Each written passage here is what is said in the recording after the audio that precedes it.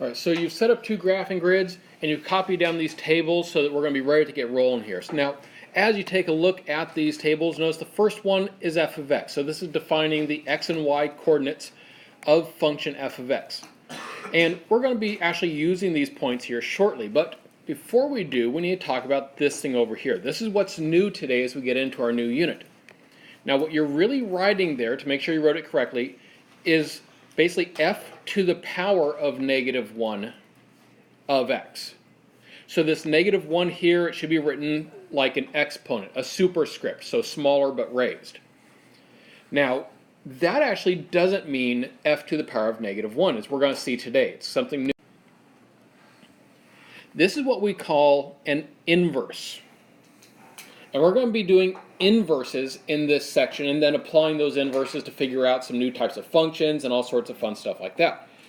So the first thing we can know about the inverse of any relation, function or not, is that we can find it by swapping the x and y values. So here's f of x. If I want to find the inverse, then I need to swap the x and y values. Literally, I am just taking their places and switching them. And so, for instance, that first point, that -4, 6, is going to become 6, -4. Notice that when I switch them, I'm taking the exact same numbers exactly as they are. I'm just changing which one's x and which one's y. If it was a -4, it's a -4 after I moved it. The signs on the numbers aren't switching. They aren't changing. Whatever the sign is, it goes with the number. All right, so then, knowing that, I think you know how to fill in the rest of the table then, right? So take a moment, fill in the rest of the table for the inverse, please. And when you do so, this is what you should be looking at. So notice, every single one of these rows in our table is just made from taking the exact same numbers, but switching which one is x and which one is y. And so we end up flipping them because this is basically the definition of an inverse. It's basically we start by just swapping x and y. And when we do that, what we're going to find is there's a whole bunch of properties that come from it that we're going to be learning about as we go forward. We can actually take these functions and see that their graphs are related in certain ways and some things like that.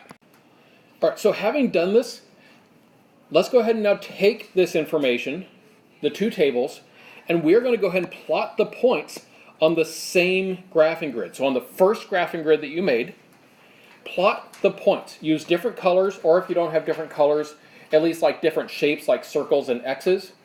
Plot the points, please, on your graphing grid for f of x and for the inverse of f of x. And so, for instance, this is what our first set of points is going to look like. That's f of x. Now notice I'm not drawing a curve through them or anything like that. We aren't worrying about an actual curve through these. We're just looking at the points at the moment. And then when we go and plot the inverse of f of x points, this is what we're looking at. I use different colors and different shapes, so you could have gone either way. You can see how it would end up looking there. And so we can now see what the points look like. And in this, and we're going to formalize this a little bit more here in a few minutes, but in this, you'll start to hopefully notice some relationships between these points. And there's actually some symmetries involved with these. So for instance, you'll notice like the very first point that I plotted, -4, 6. That ended up down here. The next point, -2, 0, became 0, -2. It ended up down there. If I connect all the points with their inverses, notice what it ends up looking like. There's symmetries in there. Now you don't need to be connecting them. I'm just doing this to help you visualize some of these symmetries. But notice that there are certain rules that are happening with these graphs just by swapping the x and y coordinates of these points. And we're going to be using some of those to our advantage as well going forward. Now this is the most basic way that you're going to see an inverse come up. The most basic way of dealing with an inverse is basically saying take a set of values and swap the x and y coordinate pairs. But then that leads us into being able to do other things as well. Now, into your notes, yes, we're going to want to write down some of these steps about our inverse. The first thing, we just figured this part out up here about how to find the graph of the inverse. We swap the x and y's, and then we plot the new points. But you can see that since we're swapping x and y, we can use that same technique to find an inverse equation, which is where we're going to go from here after you've had a chance to write this down.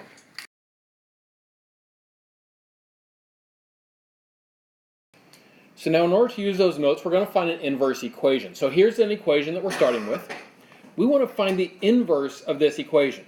Well, step one, of course, write down this equation on your paper so you'll be able to then show the work that we go through on it.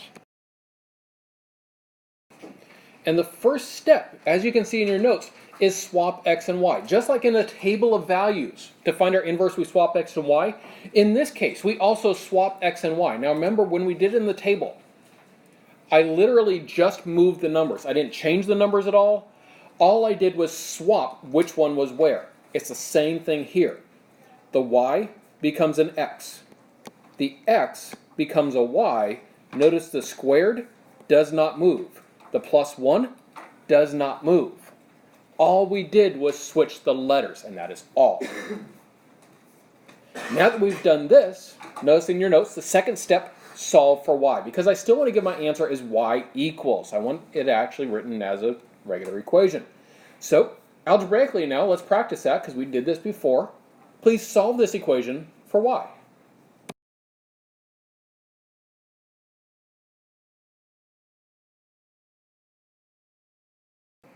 All right, now that we move the 1 over, we now have y squared equals. I want it to be just y equals. Well, what can I do to both sides of the equation and get rid of the squared? Square root, absolutely. So we're going to take the square root now of both sides. When I do that, what is the special rule that I have to remember? What do I have to remember to include here? When we take the square root of both sides, we need to remember that it is plus or minus the square root. When you introduce the square root into the equation, it is plus or minus. And we've talked about that in terms of like how there can be a couple solutions and how we're undoing the square and things like that. We've talked about it from kind of a theoretical basis before. Today we're going to see how that pans out actually graphically as well. Because the next thing we're going to do is we are going to take our original function that we had here, y equals x squared plus 1, and we're going to graph it. We are then going to graph the inverse. Well, let's start with the original, because that one's nice and straightforward, I hope. Go ahead and please, on your second graphing grid that you set up earlier, graph y equals x squared plus 1. And if you feel confident about graphing the inverse, you can, but if not, hold on, we'll go through it together.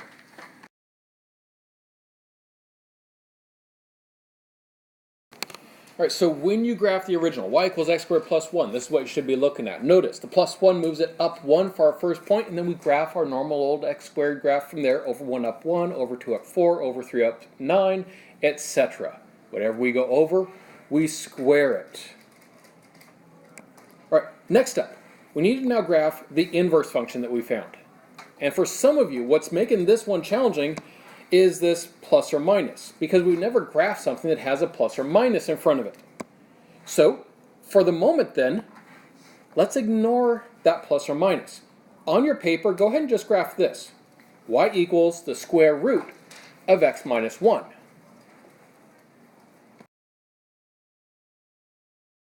And so again, we're looking at the form of the equation. The minus 1 is inside with x, so that tells me it starts by moving right 1. And we draw the regular square root graph in from there, and so this is what we're looking at if we were just graphing y equals the square root of x minus 1. But of course, it wasn't just square root of x minus 1, it was plus or minus. That is still there. So how do we deal with it? Really, what that equation is saying is that we're going to be graphing the square root of x minus 1 like we just did, and we're going to take that same one, but graph the negative square root of x minus 1. Well, negative, remember that flips it across the x-axis, flips it upside down. And so there's going to be another half to this graph. We're still starting in the same place because it's still shifting right 1, but now we're going to be going down and to the right for the negative graph. So when you see that plus or minus in there, just like plus or minus a number really represents two different numbers, plus or minus the function represents two different graphs. But it all is actually one graph. It's saying that this one equation represents this one graph. We just make it by doing it in those two pieces. Now, I mentioned earlier about that plus or minus, how we had seen kind of theoretical and algebraically why we had to include it. Here you can see something else going on. Because with inverses, remember, one way I could have found this inverse graph is I could have taken every point that is in my original function and I could have swapped their x and y coordinates. But notice, if the original had two sides to it, when I flipped both of those points, my inverse would also have two sides to it. It has to account for both of those. If we had just graphed the square root and forgotten that plus or minus, we wouldn't have had this stuff down below. We wouldn't have had the negative version, and the graphs wouldn't have looked the same. The inverse graphs will always look the same. They will always have the same shape. The difference about them is that you'll notice it looks kind of like one of them's been turned compared to the other. And that's pretty close to what actually is happening. Technically, it's actually a reflection. Can you see where you would put like a mirror in order to reflect the first graph onto the second one?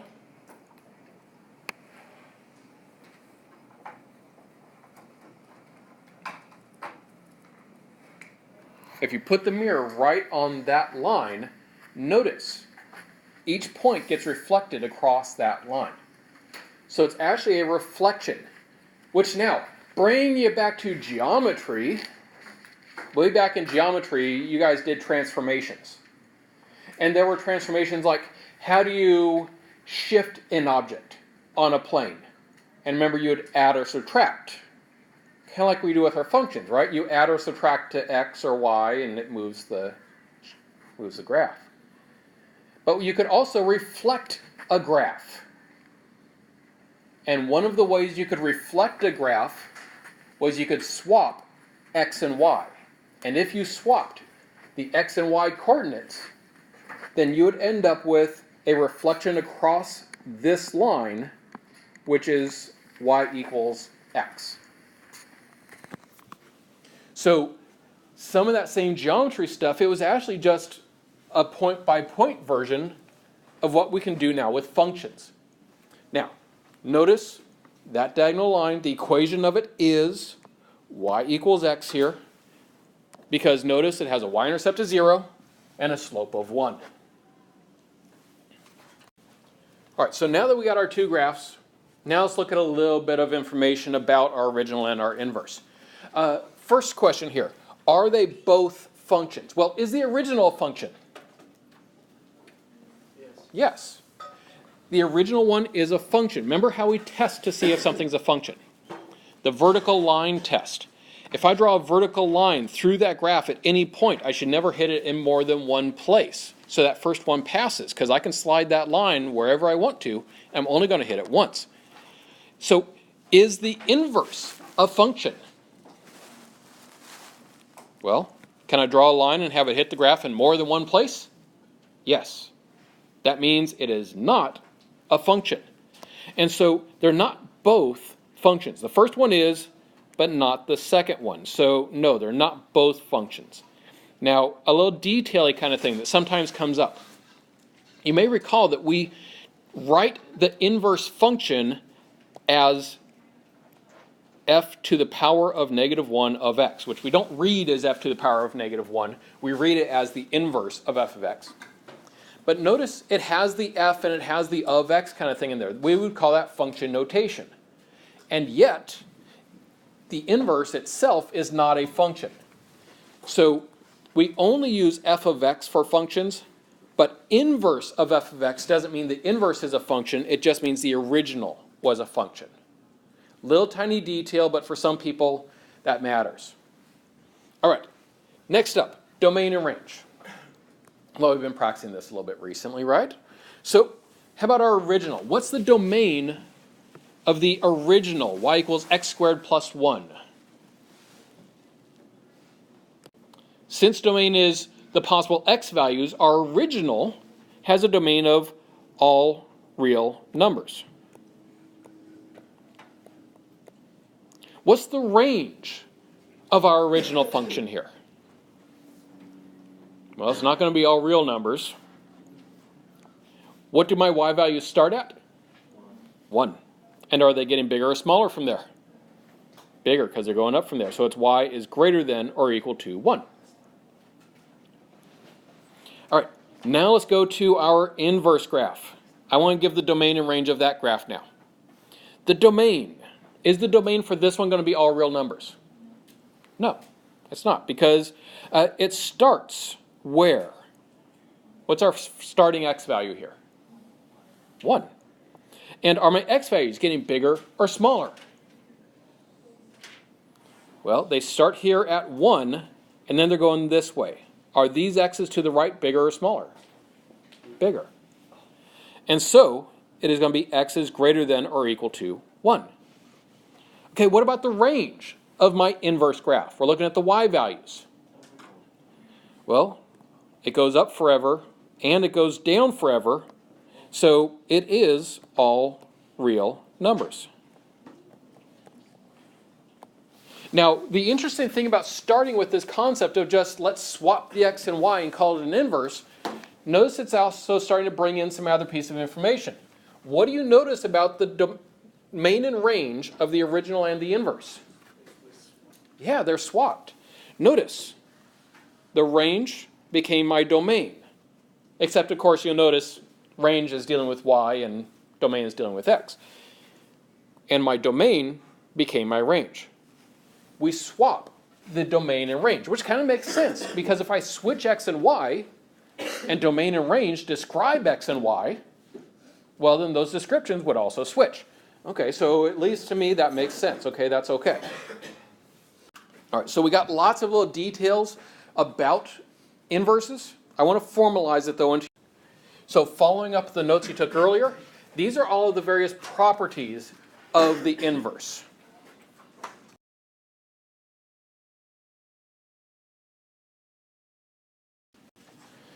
And then again, I just want to bring back that idea of what it looks like when we talk about it reflecting across the line y equals x. Here's that same graph we made with the line drawn for y equals x. Again, y-intercept is 0, slope of 1. So notice, like this point, our vertex, if I reflect that across there, it goes to there. Or if I go out way further, if I take that point and reflect it, I go straight into the line and then straight out to get to the inverse point. So it's another way visually where we can see this inverse actually interacting with the original.